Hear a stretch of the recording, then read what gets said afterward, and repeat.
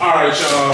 What's going on? It's another week. It's another day to be black. Another study group. Another presentation. Thank you all for coming. Appreciate you all for making an effort to come here on a regular basis.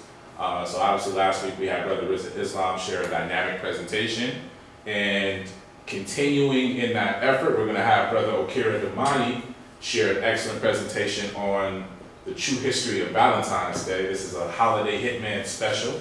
That is my man's nickname, the Holiday Hitman. I remember the first time I heard him, I just was blown away. I think it was actually on Valentine's Day too. Really? Yeah, I think the first time I heard a Holiday Hitman exposing session was on Valentine's Day, probably about 10 years ago. So it's a very dynamic presentation. It's a lot of information, so follow along diligently. I know we're starting a little bit late, but Okera's going to do his best to kind of give the right information for you all to kind of share with your family members and other community members. So nonetheless, I'm going to have Brother Okera come on and do his thing. He has a guitar here, so I don't know if he's going to open up with a presentation. I'm going to open up with a tribute to Black love. It's a tribute to Black love. Well, let's make it happen. Because I want people to know I'm not attacking love at all. When I attack holidays, I'm attacking the Roman Catholic Church, really. Mm-hmm. Because all of our major holidays in America are Roman Catholic holidays, except for one, which is Thanksgiving, which is a Protestant holiday. Mm-hmm. And for those of us who are conscious, we should not be promoting Roman Catholicism or Protestantism, actually. Mm. If we understand our history and we say we're about our ancestors and about the truth and about facts, we should not be falling into these things. And plus, like she was saying earlier, a lot of our money gets wasted on these holidays because that's what they're for. They're for picking up the gross national product of this country, mostly at the end of the year, but all throughout the year as well. And those of us who celebrate Kwanzaa, how many of us celebrate Kwanzaa? We know the second day, the principle is self-determination, the Kujichagulia. And we can't say that word on the 27th of December and then a month or two later be celebrating oppressors' holidays, especially holidays that are hurting us and hurting Africa. I'm going to be proving to you with documentation that Africa is being hurt by Valentine's Day. My teacher told me that documentation beats conversation all the time. So I like to document everything I have. I'm a fact-based researcher. I don't participate in he say, she say gossip or romanticizing history. I'm a serious historian. I'm a serious student and a serious teacher. Been doing lectures on the holidays since 2006, so this will be 13 years in. I started out with Halloween, and then I went through all the major holidays. Mm-hmm. How many of you guys know that we have a special holiday ourselves, but we don't even celebrate on January 1st? Do you know what it is? Haitian Independence? Say it again? Is it the Haitian Independence Day? No, we in America. Us black people in America. Somebody else raise their hand? That is the day that the Emancipation Proclamation was signed. That's why we were able to be free. But as you see, America doesn't respect that as a holiday. They got us talking about Cinco de Mayo. We know more about Cinco de Mayo than our own freedom here in America. And that happened in another country. So that says a lot about the state of consciousness in our community. We should know that January 1st is not just the first fiscal day of this Gregorian calendar. That is also the day that the Emancipation Proclamation was signed in 1863. Which was basically a document that freed most of the slaves, not all of them, but most of the slaves. The slaves in Texas, or our ancestors who were enslaved in Texas, did not get free until 2 years later. But most of you who have family from the South, we all do, have family from states that were affected by the Emancipation Proclamation in 1863. Mine is the Carolinas. Anybody else know where their family is from in the South? South Carolina. South Carolina, Louisiana. Mississippi. And Alabama. I got some from Mississippi too. Okay. Yeah, so that Ellis. What about you in the corner over there, sister? Your southern roots? No. Well, I mean, you from Haiti though. Well, my parents are from Haiti, yeah. Okay. Yeah. So 1791. You know, that's your day, Haitian Revolution. But so you know about Jean-Jacques Dessalines. All right. So for most of you, you said Louisiana, the Carolinas. Somebody said Alabama, Mississippi. Mm-hmm. All of those places were affected by the Emancipation Proclamation in 1863. So you might want to jot that down. I'm going to give you a few things. Either you jot down or put a note in or whatever. But I'm going to have you take a picture, a couple of the slides I have that are very important. I have some mind-blowing documentation for you, things that none of our people are getting anywhere. I heard that in Harlem, my presentations are being bootlegged all over Harlem. Your presentations are being bootlegged in Harlem? Yeah. They 125th Street. Yeah, that's over there with Sonetta and them. No, that's who's bootlegging my stuff. So, they bootleg everybody's stuff. They bootleg my teachers, and they bootleg me. So, but I'm not mad about it, because I don't do this for business. I do this to share information with our community. I'm an independent entrepreneur myself. This is not part of my business, so I don't really care about being bootlegged as long as people are getting the information. Because, you know, I don't live off of this. You know what I'm saying? I've been job free for 10 years now, so you know, I'm happy with my 10th year anniversary of being off the plantation and still being able to maintain and actually do better week. And then later on got turned into Black History Month. It was started in 1926, so you got, let's see, it's 2019, so it was 93 years ago, Black people were allowed to have a week to reflect on our history. And it was only called Negro History Week. So at the time, we didn't have access to knowing about our ancient ancestors' history, so we were only talking about history that was contemporary and right here in America. We weren't global with it at that time yet. But he did start that. And he wrote a book called The Miseducation of the Negro in 1933, and that book got wide acclaim. And where he goes, every month is Black History Month, and that is for us. Is that true? Nice. So here is, they call him the father of Black history, but he's the father of Black history in America. Carter Godwin Woodson, that's a plaque dedicated to him in Virginia. As you know, Virginia is a heavy, heavy slave state.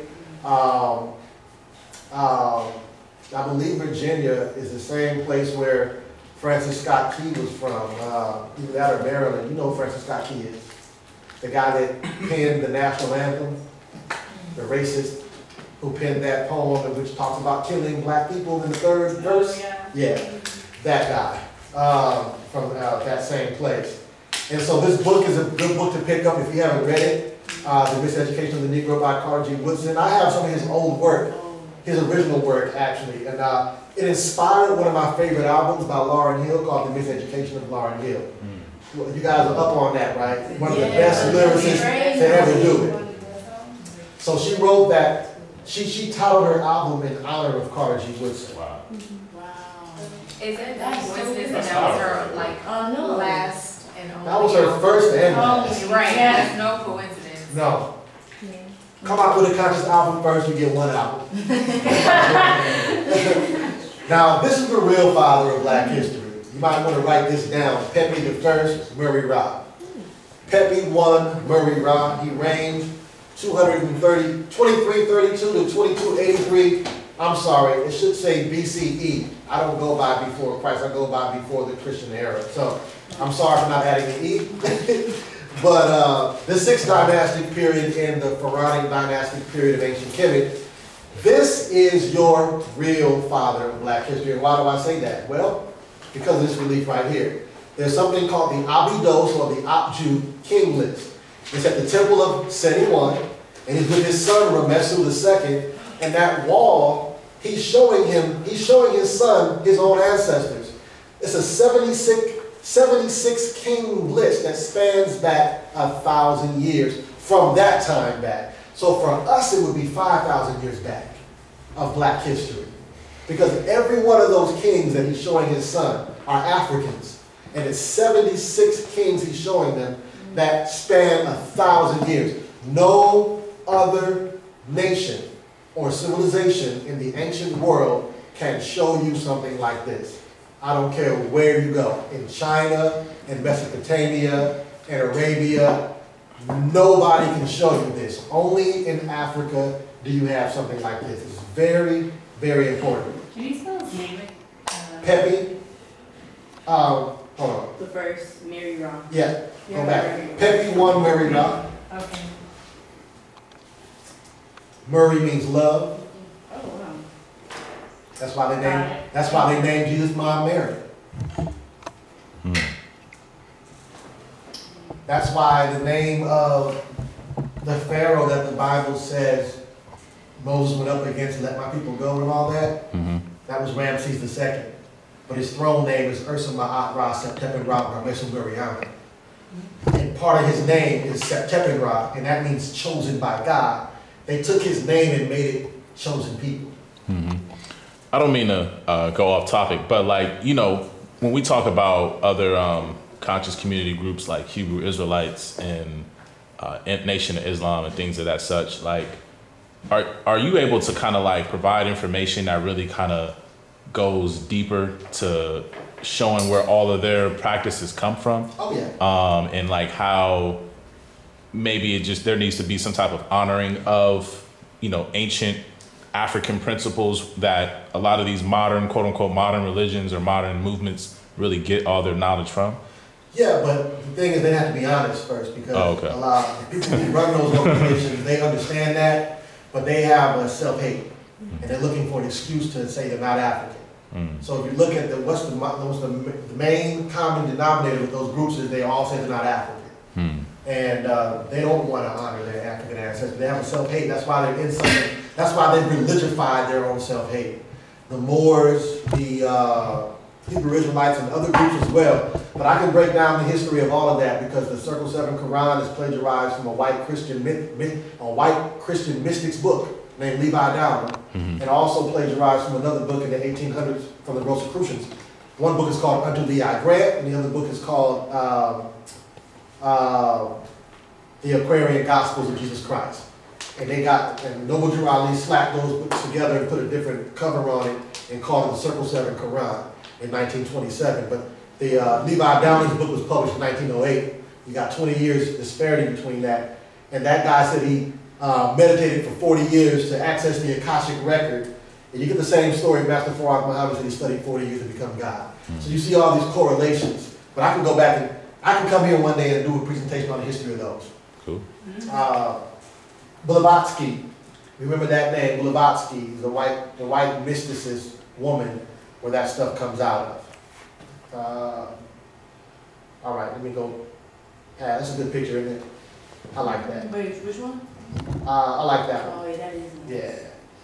Well, I gotta move. I'm not even gonna do a little short video. You know what, before I do that, can I get out of here? No. Yes. Let me just talk about the OPEC Festival. Have you ever heard of the OPEC Festival? Yeah. The OPEC Festival is where all this goes back to. When it's celebrating love, the first festival in the world that we know of that celebrated love was this, the OPEC Festival. As a matter of fact, the temple that it happened at, listen to me good, is the first place in the world where human beings ever got married. Marriage was invented by your ancestors long before any religions were here. Marriage is not something that religion gave you, it's something that religion adopted. Each one adopted and made it different for itself. But marriage as an institution is something that is way before religion. And it was your high priest or your him-uter in ancient Kemet that codified the laws of marriage. And it happened right here at this temple. So the Opet Festival, also called the Beautiful Feast of Opet, became one of the most important yearly festivals of the Theban era. When they say Theban, they mean Thebes, what they call it today. But we call it Waset. Say Waset. Waset. That's the ancestral name for it. That Thebes, Waset, is a very important place. And when I come back and do another presentation, we're going to talk about how important that place is to the establishment of European Christianity. Because that's where the documents were housed at, that ended up in the Library of Alexandria, that ended up being commissioned for the first Bible, the Septuagint version, to be written in 250 BC right there in ancient Kemet. The word Opet means secret chamber, and it refers to the private and secluded rooms adjoining the holy sanctuary of Amen of Luxor in the innermost chamber of Amenhotep III's temple. These rooms stood on a low mound considered to be the original mound of creation. That's a myth, which rose out of the primeval waters. The festival of Opet is the birthday of the kingly Ka, and through special rituals at this time of the divine kingship, it was regenerated and the king's right to rule reconfirmed. So that's where all the king's rights to rule come from, ancient Kemet. All over the world, they get it from this Opet festival.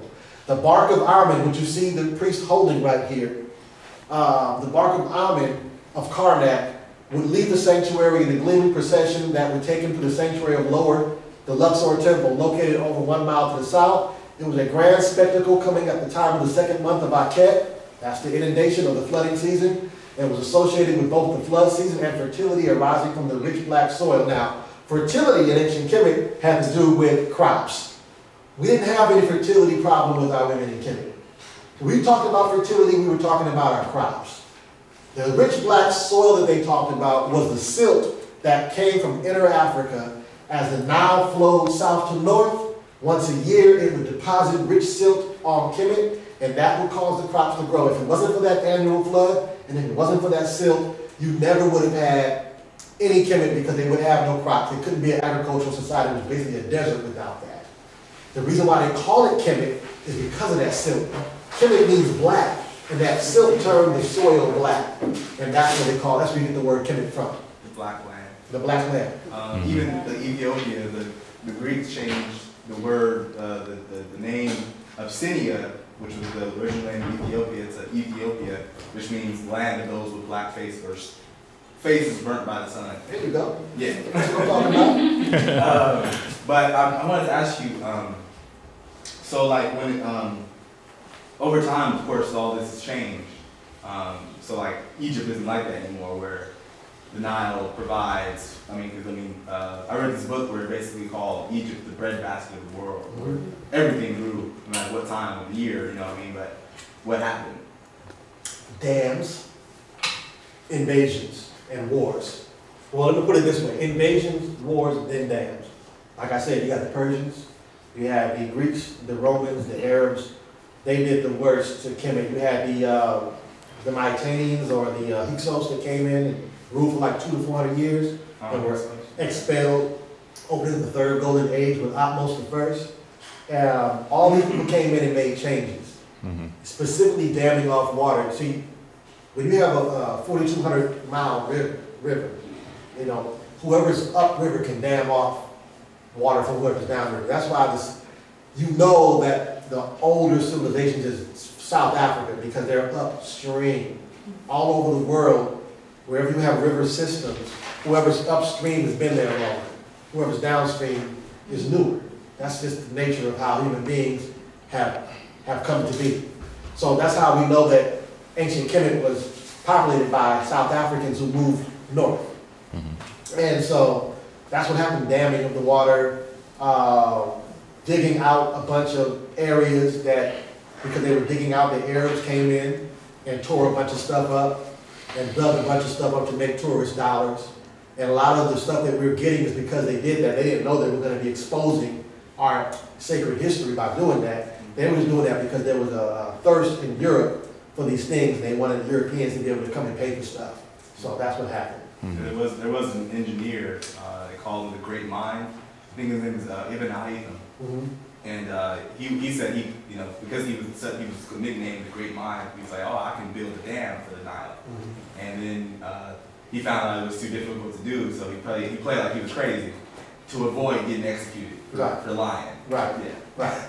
Yeah. So it's stuff like that. I mean, our culture has been dominated for a while now, and a lot of invaders came in because everybody needed to come in. They needed us for something, and we were very hospitable as part of our problem. You know, so I know I'm gonna let you finish, but two questions I wanted to ask you was, one, what was the military strategy of like ancient Kemet to like void off all these invaders? Because a lot of times when we talk about, you know, ancient Kemet, we talk about like them being invaded or, you know, being occupied, and it just seems like something that was regularly a part of their history. Or at least just in terms of how it's presented, sometimes it seems like it's a regular part of their history. And it make it seem like, well, damn, the Kemet didn't have no military strategy, or was it just kind of like, you know, They didn't have a standing army. They used mercenaries. They called them medjay. It's the word for military. Then you had people like, what's his name? Amenhotep IV or Akhenaten, who was like your modern day Dr. King. He was nonviolent. He didn't want to defend Kemet. If invaders came in, he didn't want to, he didn't, oh, well, you can't. He was so spiritual he couldn't kill a fly. So he didn't take care of protecting the land. But then you had other people like Queen Needlecrix and Queen Kari Hatshepsut, who were very interested in protection, who did gather up military people. We had what they call him, the dazzling sun. We had one king who had 17 battles and won them all. Matter of fact, he put a beating down on a place called Megiddo. It's so bad that that's where they said they got the word Armageddon from. And so we had certain ones that our strategy after being invaded a couple times was what we did. We weren't into killing like that. We just had, that concept wasn't ours. What we would do, we would like tie people up and march them out of there instead of just killing them. Then they would grow in numbers and come back. We thought that by showing them mercy, that they wouldn't come back. We thought they were like us, but they weren't. The Haitians, when they let them off them ships, and they started to fire at them. Yeah. We didn't know that people could be that dark. That evil. I understand. It was inconceivable. It was inconceivable for us. We just made them leave, and they kept coming back. And then, so what Kemet started doing was expanding its borders, expanding its empire, so that we said, okay, we're going to go invade this area and turn them into us so they won't need to come invade us. We'll just teach them everything we know and make them like a satellite of Kemet, which takes me into another lie the Bible told about the children of Israel fleeing Egypt to go to the Promised Land. In real history, the so-called Promised Land, the land of Canaan, was a colony of Egypt at the time. So it would be like fleeing Egypt to go to Egypt. You know what I'm saying? So, and plus, it's only a 10-day to 2-week walk straight up the coastline to get from Egypt to Canaan. The Bible says they were lost for 40 years. Which makes no sense for 2 million people to be lost for 40 years on a 2-week walk. So, and you can map quest that right now and see what I'm talking about. There's actually a book called The Destruction of Black Civilization. Oh, okay. He actually talks about that in that book. I think his name is Chancellor Williams. Yeah, he I know we talks read about that. how basically we were so averted to murdering and pillaging and all this other stuff that other people do, that what we would do is, in battle, to avoid actually killing, we would invent crazy looking masks, which is why, you know, some of these African masks are kind of crazy and scary, because we would try to scare each other and intimidate each other with these masks and these creations, so we wouldn't have to kill each other in battle. And so that kind of translated into trying not to kill other people, even though they're invading us. Yeah, and eventually we started killing too. But it took, I think by the time we started getting it like, realizing it's not going to stop, we were already old and getting weak by that time. It was a long, that's a 3,000 year civilization. Just the pharaoh, just the dynastic Egypt was 3,000 years. America ain't even 300 years. Imagine that. A civilization that lasts for 3,000 years under the same type of structure. That's a long time, bro. I mean, I don't even think America's gonna get 3,000 years. They won't, man, they not even gonna get, 500, man, right. You know what I'm saying? So, They definitely not getting 500. Shit. So let's move on. Let me move on. Yeah, go ahead. I don't want to keep you too long. Now, here's a relief showing that, even though I show you a papyrus painting, but these things are carved in stone, pyramid text right here. And the Opet Festival, again, was something that, along with the other festivals, that we taught others who invaded. They learned about our Opet Festival, and they took these things into Europe and started doing their own thing, but they did way. Now, yeah, we had parties, we got drunk, you know, orgies and stuff too in Kemet. I mean, don't get it twisted. They would partying sometimes. But what Europeans did with it was something a lot further. I'll show you in a minute what they did with it. Oh, shit. More Opet Festival. That's the Karnak Temple. Again, that's the first place where marriages took place in the world. If you're thinking about going somewhere with the person you love or end up marrying to celebrate your relationship, I would suggest go there. There's no other place you can go to that would be more romantic and more African to do than going to Ibn-Sip. I have a quick question. Was marriage based off, was it more business or was it based off love, like we like to see it? I I guess today, based off love, but was it like in? It could be, it was both. It depends on the status you had. If you were in royal status, it could be business. But the common people, based off love, there was no reason to have a business because, again, we're an agricultural society. So you got together with somebody you got along with, you know. As the Or institution. can you ask you like why they created it? Is that what- In terms of like starting from Yeah. like if it, when the institution was created, was it more of a class thing or was it based on love? No, it was because of wisdom, I would say, because they understood what they were trying to build. There were oracles that had dreams, and they would write up these plans as well when before Kemet was even started. And they would talk about what they wanted to see in the future. And what they wanted to see is what they ended up building. They said they wanted to build heaven on earth. That's why they laid out Kemet in the path of the stars they saw. Heaven was the stars, the cosmos, the Milky Way, that's the Nile, you know, the 3 pyramids in Giza are the 3 stars on Orion's belt, they lined up perfectly. They were building heaven on earth. In order to do that, they knew that in order to have a strong civilization, they had to start with the nucleus, which is the man and the woman. And then from them, the children, and then that's one. See, we got this whole idea of nucleus families from ancient Kemet, meaning man, woman, woman and man, and children. We even deified it like that. Our Holy Trinity was man, woman, and child. It wasn't man, son, and some obscure ghost. It was man, woman, and child. And so we deified that. And we called that the nucleus. That was the nucleus of the nation. So you have relationship, it grows in terms of the children, and then from there it grows into several relationships. Then you have a family, a community, a nation. And that's how we did that. Now, the reason being is because they ran into problems. And when you run into problems, you have to come up with a solution. People had issues with each other. How do we figure these issues out? How do we, what can we set some parameters up, some ground rules? Should my sister really be sleeping with my husband? Should my, you know, that kind of stuff. So we set these rules up back then, before religion, about fidelity, about divorce even. Women in ancient Kemet were allowed to divorce their husbands if they wanted to. And the same thing as husbands. You go into the religious era and women lose their rights to divorce. The husband can divorce them, but they can't divorce. You know what I'm saying? So the equity was there before religion. So this is the layout of the Ipidasut temple. That's a sacred lake known as Esheru. And we'll talk about the sacred lake later. Later on, there it is again. It's shaped like a crescent because, again, everything was to do, that was a form of the moon. And also that had something to do with the child of Amun and Mut. Now, Amun and Mut were Mut and Amun were like the love deities. And they over the time, things changed. Well, they had a son named Mantu at first in the Old Kingdom. He represented war. That's why they called the martial arts of Kemet Mantu arts. And then over time, in the Middle Kingdom and the New Kingdom came along, they changed Mantu into Khonsu, who is the god of love, and that's where you get the word consummate from. Because this is part of the temple again.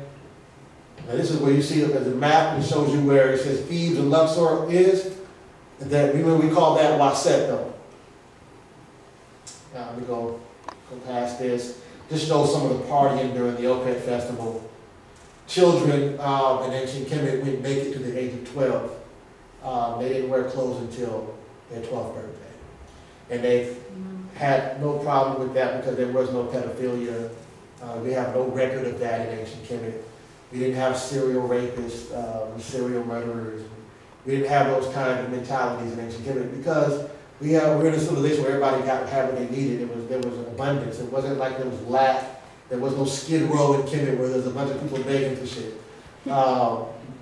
Everybody had that's what order was back then. Everybody had what they needed. So that produces not only happiness, but it also produces leisure time. Leisure time produces the ability to contemplate other things other than survival. And this is where you get the spiritual writings, the mathematics, the sciences, and all those things, the arts that came out of the civilization because they had time to contemplate more than survival. And male and female children both went naked to the age of 12. That is another form of Amun, showing the ram over the man. Amun stands, his name means the hidden one. He who permeates everything. The hidden spirit that permeates the universe. And we refer to him now as dark energy and dark matter, because that's what makes up most of our universe. So that would be Amun, okay? And that's his wife, Mut. That's when you get the word mother from, and Mut Nechi, which they called her Mother Nature. And so the word Mother Nature comes directly from this goddess right here, the wife of Amun. And Amun is where you get the word Amen. In every religion, whether it's in Islam they go Amin, and you know, it's all Amen. It all comes from Amen. How do you spell Mut? How do you spell that? M-U-T. M-U-T. Oh, M-U-T. So, the most revolutionary thing you can do is get yourself into a family situation and multiply.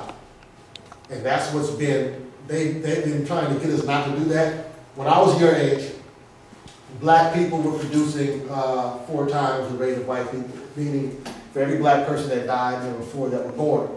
And for white people, for every 1 person that died, 1 was born. So they weren't growing, but we were growing.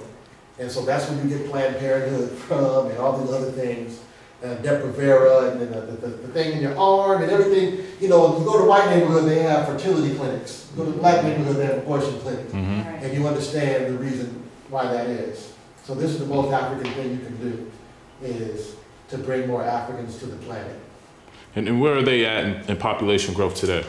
They're still at 1 and 1. And we are at? And now we're at 1 and 2.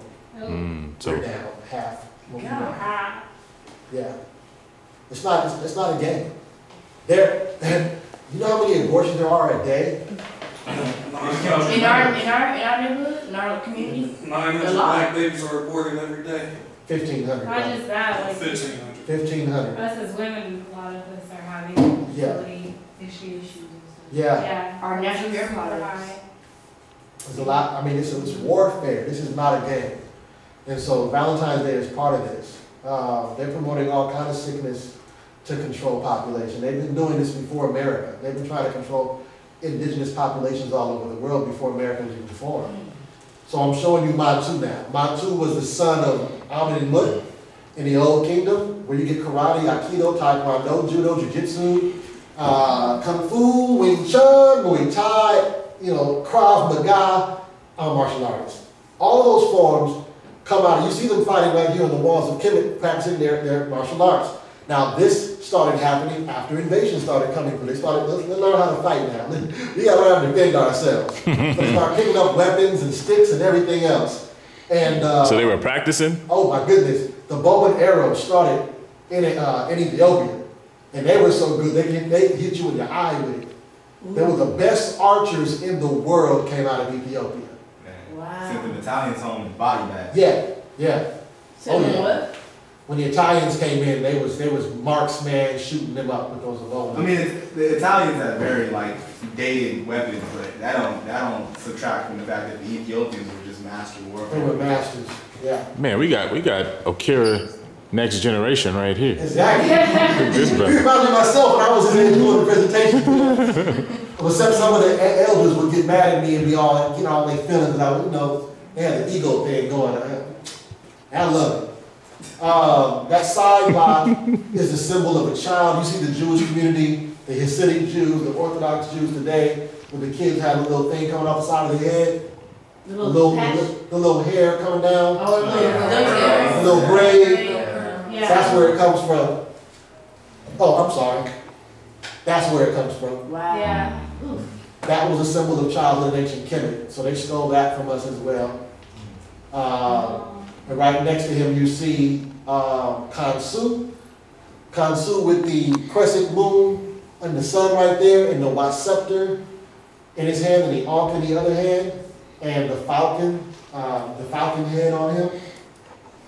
And here's another picture of Kansu. This was long before Cupid, you had Kansu, and I'm going to show you what he represented too. You see him with the crook and the flail, or the heka and the neheka. Also, you see him with the giant pillar in his hand.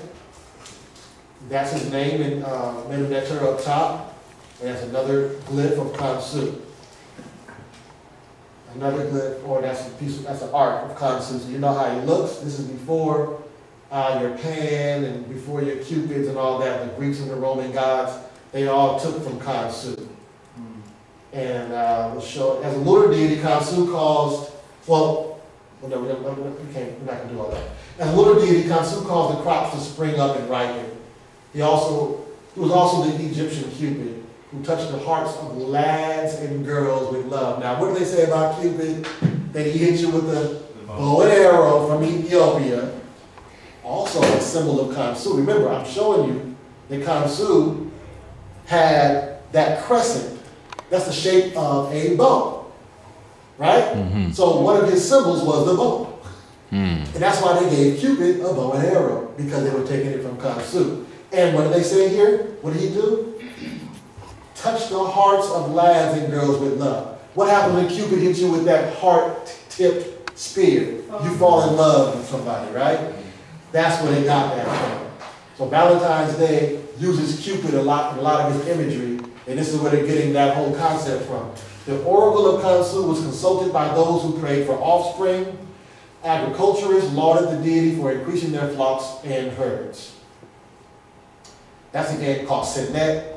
And I don't have time to deal with that right now. That's where the Masons got that checkers work. Yeah, checkers and chess came out of Senet. Oh. Ancient Kemetic game. I don't have time to deal with Hesi Ra or Merit Ptah. These are ancient physicians and dentists back in the third dynastic period. Around the same time we had Imhotep. Amenhotep III and Queen T of the 18th dynasty, they had a loving relationship. And they were one of our first couples of antiquity. You're looking at 1395 and 1358 BCE. You're looking at almost 1400 years BCE. So that's over almost 4,000 years ago that we had a couple right here, king and queen, who were showing a lot of love for each other and did a lot to demonstrate their love. So people started celebrating their relationships based on this couple. And a lot of women named themselves T after her. There's her bust head in the museum, the Louvre. And there's a younger picture of Amenhotep III right here. And what he did was year 11 of his reign, Amenhotep III had a pleasure lake built in her name. He built a lake for her. Imagine that. In Jakaru, there's a lake of tea. It was 1 mile long and 1/5 of a mile wide. This lake came to represent all women in Kemet. Okay? So this is back then what brothers were doing for their women, you know, we had the resources. Okay? Damn. Building lakes. Build you a lake, baby. We go to the Compton reservoir, the Compton sewage. Now brother might fill up a bowl for you or something, you know what I'm saying? And some sink water. There you go, baby. So her husband devoted a number of shrines to her as well and constructed a temple dedicated to her in Sedinga in Nubia, where she was worshipped as a form of the goddess Hathor Tefnut. That's the temple in ruins right now. And here is another temple that he had dedicated to her. Are these photos that you took, or just some of them? These are photos that either Ash Rockways he took or I took. Wow. Yeah. For real? Goodness. This is a sky photo of that lake we were talking about. Remember that I told you about the Crescent Lake at the Ipidasut temple in Karnak? That's that Crescent Lake. Still there. Dang, look at it. Still there. It look like the picture. African people did this out of love for each other. Thousands of years ago. We didn't need anybody to tell us. This is how it looks on a schematic right here. It's Esheru. Okay. There's a temple of Mut, there's a temple of Ramesses, a temple of Amenhotep. It has a big wall around it. Like, I bet Trump would love this. So that is a big one. we had a wall. Who occupies these areas now? Yeah. The Arabs. Yeah. They don't occupy the area. They don't live here. But they use it to make money for tourist dollars. So they live in the main cities of Cairo. Nobody lives here. But it's occupied, it's controlled by the Arabs. Goodness gracious, that's just. Could there ever be a movement or an effort to reclaim that and rebuild it? And Yes, but it would have to be a violent movement. It couldn't be marching.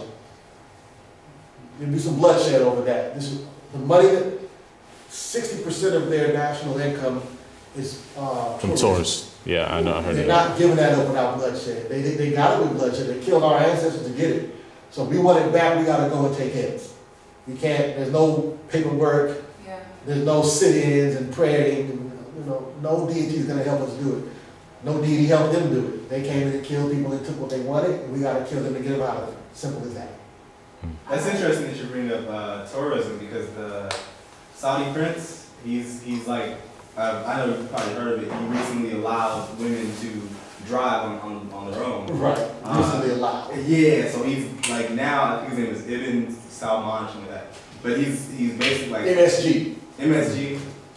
Look at baby Okera. Basically what he's doing is he's rolling back some of these like harsh, like Sharia law kind of things, because their oil reserves are only gonna like make so much money after a while. Like, oil prices dip and rise and stuff. So now they're like, okay, we need tourists. So we can't have a bunch of like people here. They can't drink, they can't, smoke weed, whatever they want to do.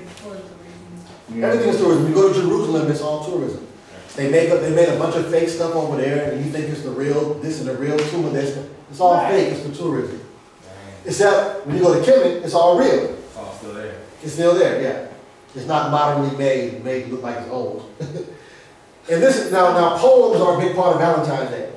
When they went into Kemet and took the scrolls out of it, they found a lot of love poems in Kemet. We have a lot of love poems, we had a lot of literature, we had a lot of plays about love and drama like your soap operas today. We were doing that on stage in ancient Kemet. That was your movies back then, like on stage. Before Greece and Rome, we were doing this a long time ago. This is a 19th dynastic love poem. It's called the Harris 500 Papyrus. The reason it's called that is because when Europeans go in and they take things out of Kemet, they put their names on it. So somebody named Harris stole this, and now they call it the Harris 500 Papyrus. And I will say to Ptah, Lord of truth, give me my fair one tonight. The river is like wine.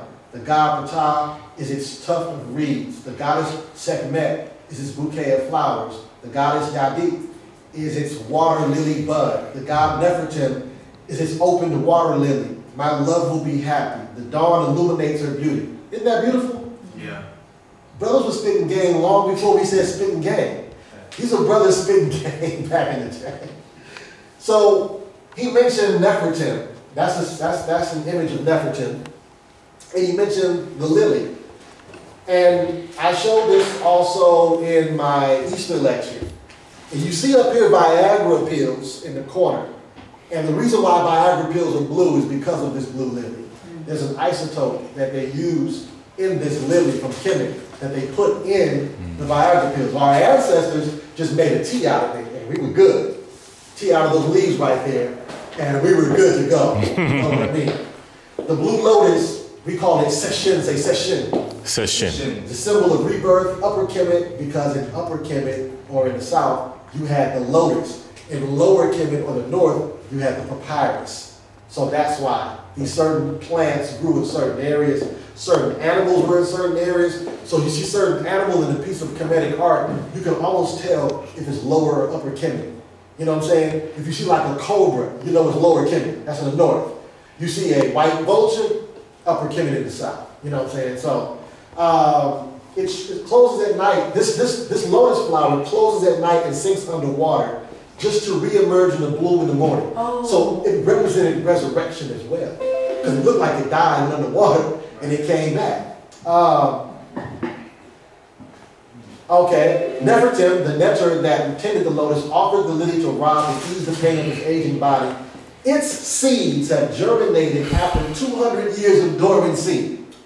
Do you hear me? Wow. 200 years of dormancy germinated again. It was used to relieve pain and constipation, increase memory and circulation, promote sexual desire, and create euphoria and ecstasy without the use of narcotics. One of the alkaloids in blue lotus is an ingredient used to make Viagra. They don't tell you that. Even Viagra come out of Africa. So these are a couple of books you can get also, Ancient Egyptian Poetry and Prose, and The Egyptian Path of Love. showing you that this whole concept of love was an African creation. Can you go back and let me see those books again? Okay. Man. Yeah. Got you. There you go. Gonna go past here. Gonna go past these language things. Now we had the Hall of Ma'at, or the judgment scene, where you have the heart weighed against the feather. On the scale of justice, the heart represents your conscious thoughts and actions, and the feather represents the law. If your heart was found to be equal in weight or lighter than that feather, then the myth says that you can go on to the field of reeds or to Hetep or the Kemetic heaven in eternity. If your heart was heavier than that feather, then Amit, there was an animal Amit that ate your heart and you ceased to exist. There was no story yet of you burning forever and ever in some fiery furnace. That came much later by the Roman Catholic Church. They can extort money out of people for fear. That's just my aunt holding the heart. And the feather showed you that because the heart is the biggest symbol of what holiday? Valentine's Day. And so we said that the heart represented our consciousness. It was just a representation of our conscious deeds and our thoughts, our deeds and our thoughts. And we called the heart, in ancient Kemet, we called it Ab. And it's funny that you have, see right there? You call it Ab. And now there's a blood type, AB, Ab, for the heart. Damn. There you go. They want to know how to be black. They sit there and study Look at white boy. all day long. Matter of fact, when they don't think anybody's watching, you see how much they lust over us. You know, look at, I bet you didn't know the camera caught that. Look how she's looking at this guy, man. I love Steph Curry, both from Oakland, California. Hey. So they're scared of stuff like this, you know. Sorry, kid. You know, Dr. Frances Cress Wilson, she said that the fear of white genetic annihilation is what causes them to do what they do. Mm-hmm. And these kind of images frighten them. Bobby got some lips on her, huh? I'm black enough. That's us, you know. How many times when you were little, you heard somebody say, I'm not going outside, I'm black enough, I don't want to get no black. Yeah. That is self-hate. White folks are out there all day trying to get darker, and we're trying to stay in to get lighter. The number one product that sells in Nigeria is skin bleaching cream. No way. Yeah, it is. Yes, it's ridiculous. It's ridiculous. Yeah. In Ghana, they have a saying on Sunday, if you're on your way to church and you see a white person, you can go home because you've seen God. So that's just in Ghana. I don't think myself out there. What? They No. have men I would just tattooing say their that. lips pink too. So we had all these things popping off until later on, the church came along and taught us that knowledge is evil, faith is evidence, and fear is love. Again, church teaches that knowledge is evil, faith is evidence, and fear is love. Which we know can't be true, okay? But because they taught that and people bought into it, now we have alien versus the real predator. And as you see now, more of these stories are starting to come out against the Catholic Church. But let's not be twisted. The synagogue and the mosque is doing the same thing. Same thing is going on in all of these houses of so-called worship, all of these religious places that teach these broken down fake promises and fake pseudoscientific histories. Now, what you see here is a nasty picture. I have a video, but I don't have time to show it. This is where Valentine's Day comes from, huh? I mean, how much time is it? How long Like is it? 30-something minutes. Oh, you can show it. All right, okay. I'll show you. Got another 10 minutes or so? All right, let's go right here. That was This, a wild picture though. Yeah, well. oh, I'm gonna show you. It's nasty. Sheesh. Inspired by an ancient culture. Mesmerizing.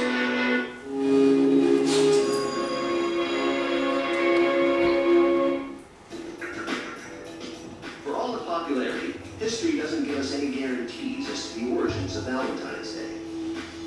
But we do know it contains vestiges of the early Christian church and ancient Rome.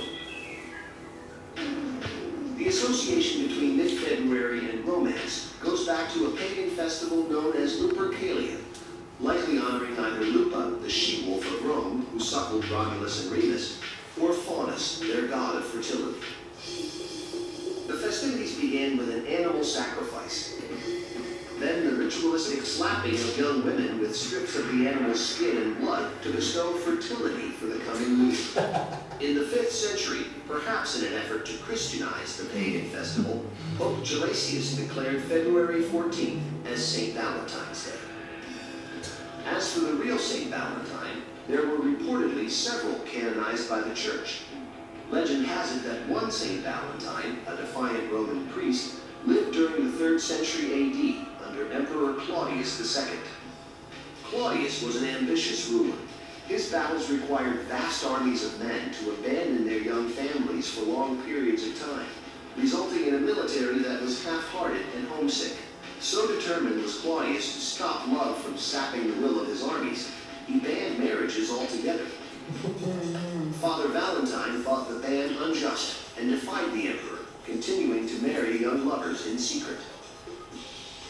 The emperor eventually caught on to the priest's actions, arrested him, and sentenced him to death.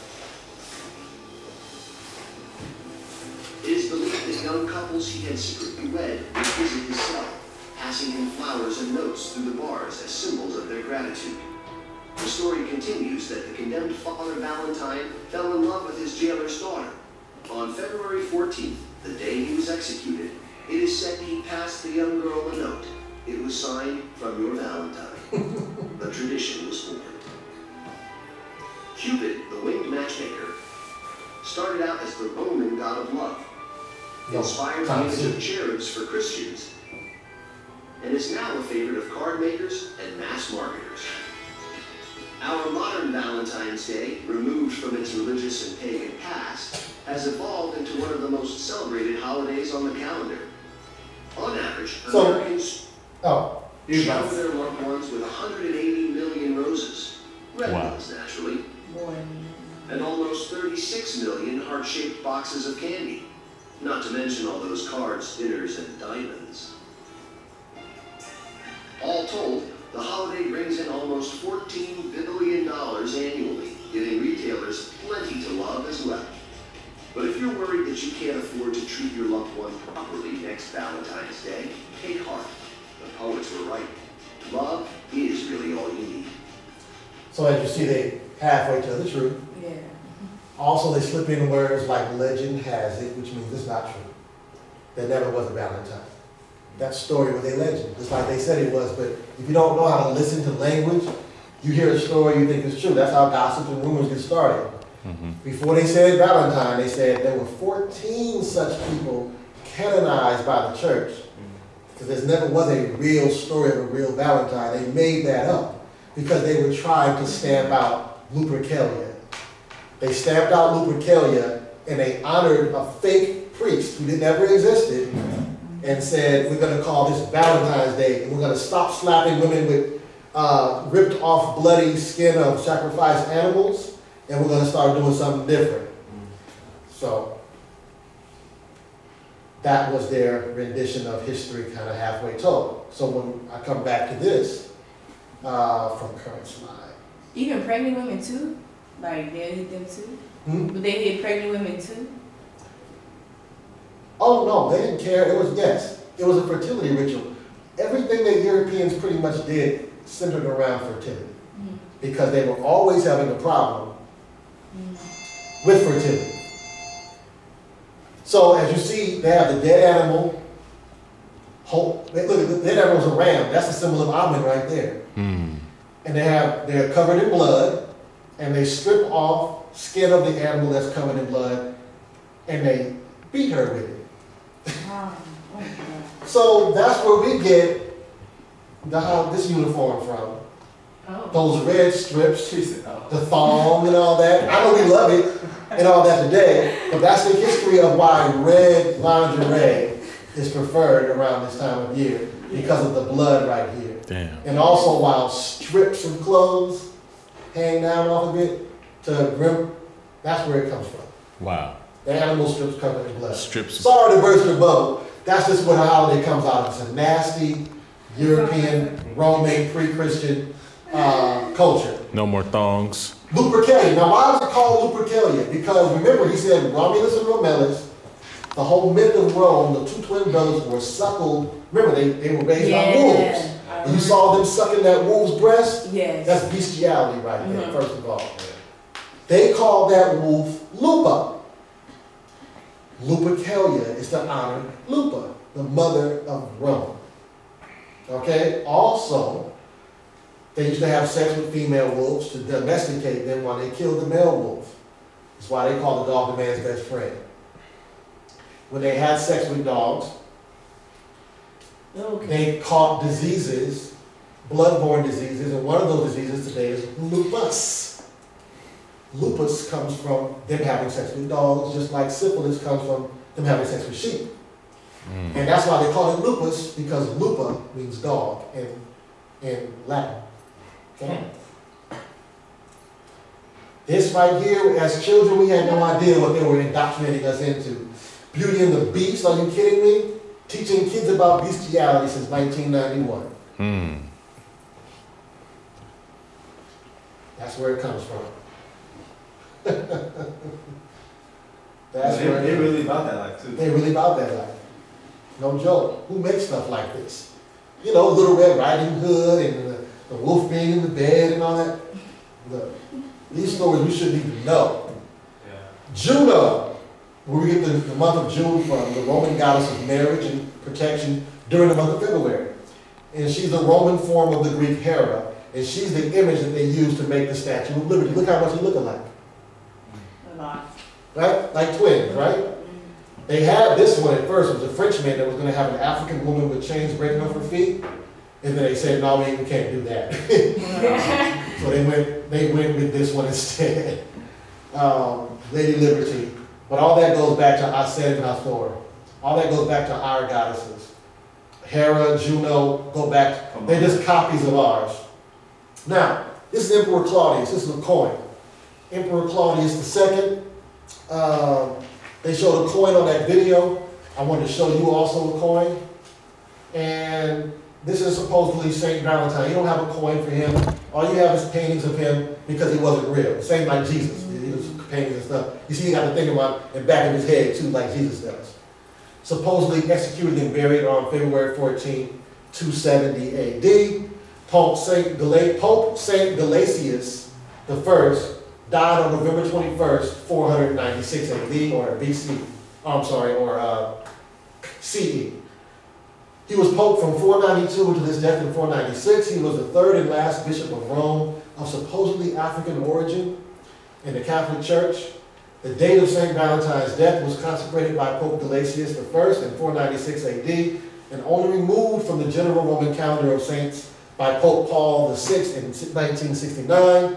And this is what created the holiday. So 496 CE was the creation of Valentine's Day to get rid of and to supplant Lupercalia. Now Februa, let me go here. Februa is a goddess. Also Februatio was a Roman festival of ritual purification, later incorporated into Lupercalia. The festival is basically on one of spring washing or cleansing associated with the raining of the time of the year. According to Ovid, February is a Latin word which refers to means of purification. The Roman month Februarius is named for the Februa or Februatio festival, which occurred on the 13th to the 15th of the Roman month. A later Roman god, Februs, personified both the month and also purification, and is named for them. And there's Februs right there.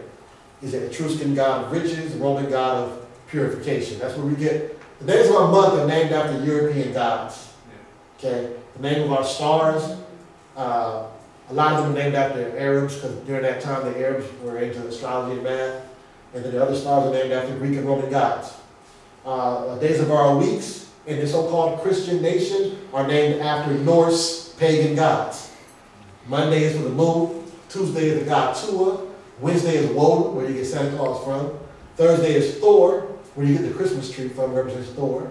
Friday is Frigga, and Saturday is Saturnalia, where you get Christmas from, actually. So, and the sun is for the sun, of course. So you will be like, why if we're in a Christian nation, why are they okay with having their days of their week named after Norse pagan deities? Because it's always been a mix. It's never not been a mix. They've always taken from the pagans to make what they have, because they didn't have anything. They were making stuff up. Khonsu, Pan, and Faunus. Khonsu is the original, he's us, and then you have Pan and Faunus that came from Greek and Rome, or Greece and Rome, that are copies of Khonsu. So the creation of Valentine's Day, they will tell you goes back to Pan, but I'm telling you goes all the way back to Khonsu. That's what I was telling you about the Lupa, Happy Lupercalia. They still have neo-pagans that celebrate this. They still celebrate Lupercalia in neo-paganism. And then you have the two babies being raised by a dog or a wolf. Bestiality.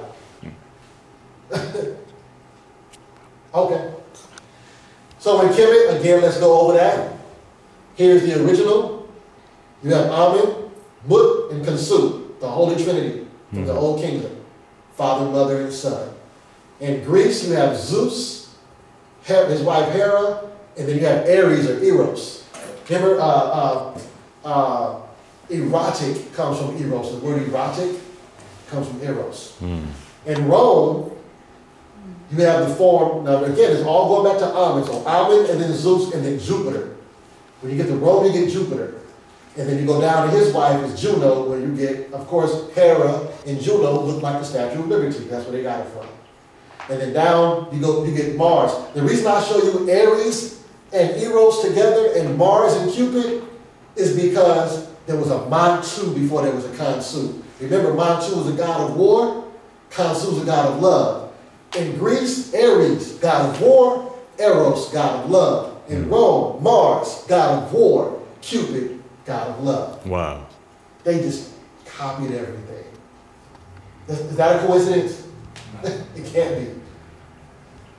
And of course, the same thing they did for Easter, they did for Lupercalia, which is a bunch of wild orgies and everything like that. Where they got all these STDs that they still go running rampant through humanity today because they did not bathe and things like that.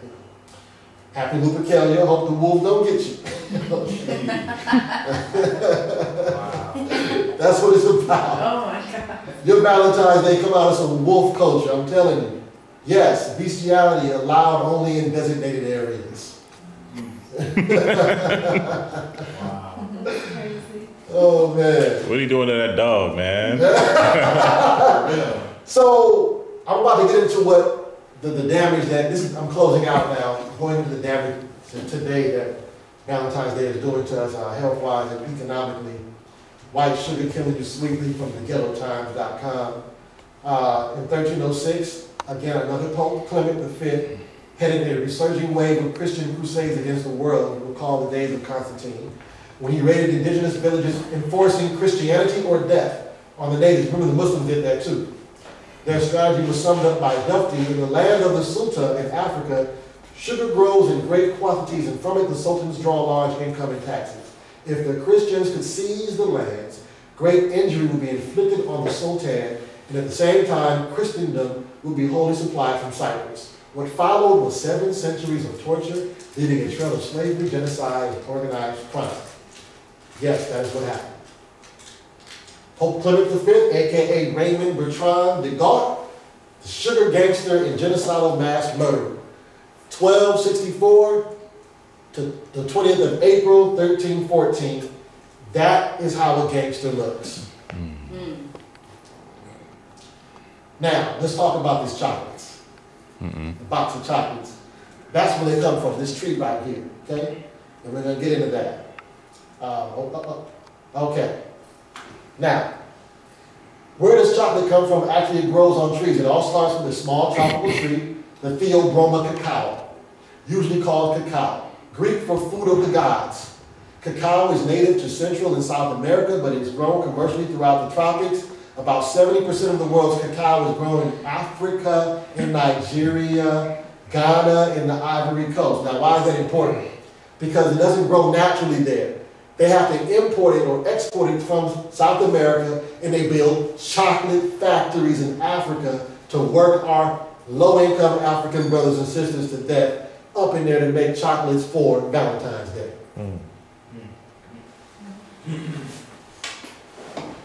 What countries in Africa do these blood diamonds come from? Angola, Sierra Leone, Ivory Coast, Liberia, Congo, Zimbabwe, and South Africa. Now, I've been to Zimbabwe too, and South Africa, and they are still doing it. Ain't nothing changed over there. They say it's changed, but it's the same. Wow. I went to Zimbabwe when I was 18. I got into a fight with an Afrikaans white man out there. I almost got kicked out of the country. Blood diamonds because blood is forever, not because diamonds are forever. But aren't they like giving land back to some of the African farmers over there? Or no, like they're taking their land back. Ain't nobody give nothing. No, I'm saying like they're taking it from the people that colonized. Oh yeah, and they're killing them too. Yeah. They're doing what they should have done a long time ago. Nice. The person on this side gets to look like this because the person on that side has to go through that. Americans benefit from African torture on a daily basis. You see that? Nothing says I love you like a superficial, overvalued rock clawed from the guts of the earth by African slave labor. That's what they're out there doing. They're not out there getting an education. They're doing that. Look at this. Hand cut off. Didn't bring back enough quota. Didn't work fast enough. Can't be more than 12 years old, 13 years old. 2 months salary. That's what they told us we're supposed to spend on a ring during this time. You know, February 14th, get engaged and spend 2 months of your salary on a ring to show you love. De Beers came up with that slogan, and we just fell for it. So De Beers is a diamond company? Yeah, De Beers, Jewish diamond company in South Africa. Now, we do have African jewelers. One of them is called Eye of Horus Jewelry. I would definitely support them. Check them out. They make all kind of, look at that. They make all kind of bomb jewelry. They do customized jewelry. Wow. Eye of Horus Jewelry. Yeah, I'm gonna give you something else, you know. Not to show the bad. But there are, you know, our relationships, you know, the color purple, I don't even go all that. I'll just go past this stuff. Oh yeah, world's top 10 lies. I love you, I'm okay. How's life? Pretty good. Thanks, it's cute. No, I don't have a boyfriend. I think I'm sick. I left my homework at home. Sorry, my mom said I can't hang out. No, there will not be any boys, and I agree to the terms and conditions. Before marriage, after marriage. I'm sorry, it's my secret humor. And this is what you know, chicks be like, you forgot the moon and the stars, nigga. Right. Then there's this kind of brother, I screw, I nut, I bolt. I'm a mature black woman, patty push-up, bra, makeup, spandex, booty pop, drawn eyebrows, acrylic nails, fake eyelashes, weave extensions, lace front curls. Feminine, chaos, heart, you know, masculine, brain, order. So they've been playing women and men against each other all the time in this game. You know, the feelings and me, you know what I'm saying? Survives 3 years with dog, dies after 1 day with woman. Remember that movie? That movie. Like, really? So they were playing up the whole Lupercalia thing right in front of your eyes without you even knowing it. He had a close relationship with his dog. And remember, and a woman came along and it all fell apart. Yeah. Huh, we understand you're 40 and still not married? The female reproductive system, satanic ram's head, you know.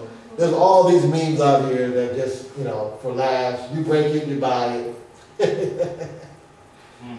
We're into buying our way out of stuff today. But we need to get back to love, real love. And look at that. So let's talk about the flowers. People do this all the time for Valentine's Day. They don't do no other day of the year. We call ourselves conscious and woke, but we wait until the white man says there's a day specified to show your woman or your man some love, and then we do it. But we can't do it any other day of the year because they say they didn't tell you to do it on that day.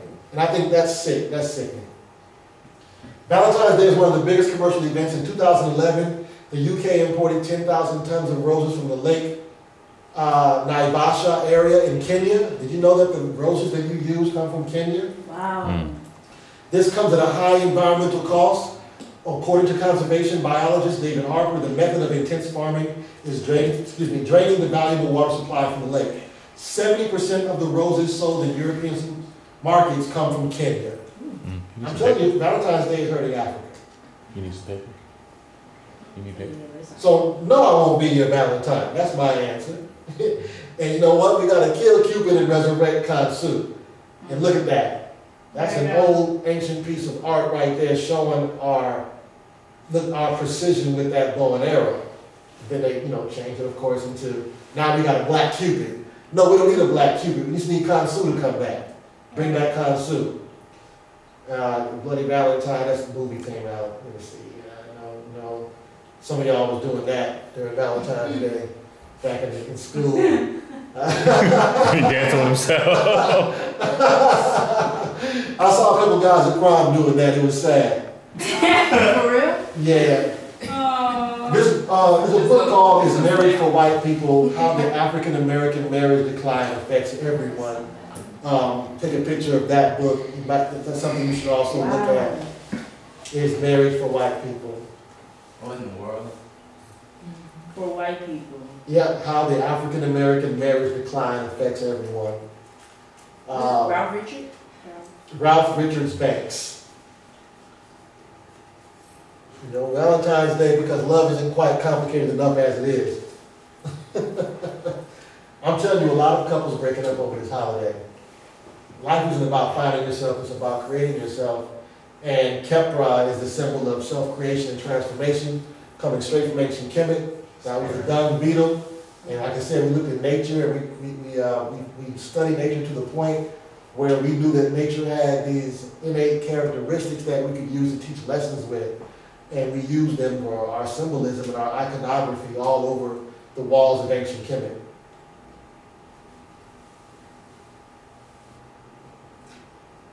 Again, Black Love, Challenging the Status Quo is a book by a friend of mine named Shay Fresh. You know Shay. Siddiqui's ex. Oh, okay. Yeah. She wrote this book called Black Love, Challenging the Status Quo. I think that's another good book to have. We got to get back to our own. These are festivals and different days that are in the conscious community. You have the OPET Festival, Divinity of Sacred Union. I would rather us call it OPET than Valentine. Why do we have to call something we do a name of a Catholic fake priest who never existed? You know what I mean? Why don't we have enough self-esteem to at least have our own name? We're going to celebrate our love on the same day, around the same time. At least call it something different. So we have the OPET Festival, Divinity of Sacred Union. We have the WAG Festival, which is Ancestor Veneration. So you can do WAG Festival instead of Halloween. We have Per M Min Harvest Festival. We have Umoja Karamu, Feast of Unity, and we do that instead of Thanksgiving. Kwanzaa, First Fruits, of course, we do that instead of Christmas. But we also have something you can do on Christmas Day called Murray Keres Masu, which is where Christmas gets its name from. Murray Keres Masu is a rebirth of life, and it was an actual celebration in ancient Kemet, celebrating the birth of life, and celebrating the birth of consciousness and spirituality and love as well. What's a holiday for us in the summertime? We have a lot of summer stuff. Well, I'm saying from ancient Kemet. Well, actually, you could celebrate, it wouldn't make sense because we're not agricultural. You can do the New Year in the summer because their New Year is in summertime. And you can celebrate a new year, a new African year in the summertime. They're on a whole different calendar. They're on a whole different type of calendar. I have a whole presentation on the calendar, by the way. When we come in and do it one time, I'll break down all the calendars and what the differences are. Yeah. Because I can tell you something real quick. Take your finger like this and say March. Do your finger like I'm doing. March, April, May, June, July, August. Now, when you get to September, how many fingers do you have up? 7. What does September mean? 7. When you get to October, how many fingers you got? 8. What does Octo mean? 8. When you get to November, 9. What does Nove mean? 9. December 10, what does Deca mean? 10. Yes. What does that tell you guys? 10 Our calendar is off. Jacked up, yeah. Yeah. So you have Julius Caesar, who wanted to be venerated as a god, and you have Augustus Caesar that wanted to be worshipped, so they added their own months in July and August. So then you gotta like be your birthday all over, like. Cause I I was was wondering why, like. Your little horoscope stuff is all Right. wrong. First of all, there are 13 signs, not 12. Definitely off. And this calendar is way off. Way off, yeah. This is the most recent calendar. February and January didn't used to exist at all. wow. The year started with March. When do all the crops start growing? When does spring come? In March. March. Right. That's where the New Year's, not the dead of winter. The only people that celebrated New Year's in the dead of winter were Northern Ireland's people. Well, their New Year started on November 1st, and their New Year's Eve was October 31st, while you have Halloween that day. Halloween means the Eve of All Saints Day. That's all that means. So, well, I'll come back and do that during Halloween. What I'm saying They is, changed that too, because it was Samhain, and then they kind of changed the kind of how you say it. Just instead of Samhain, which is a pagan holiday, it's more Christian, like it was Halloween Saint. Yeah, it's more holy. Yeah. That was, ooh, man, what was his name? I forgot his name, but there was 2 popes that were involved in that. Every holiday is a pope involved in it. The pope makes a holiday. So, here we go. Black love is revolutionary, and black love is black power.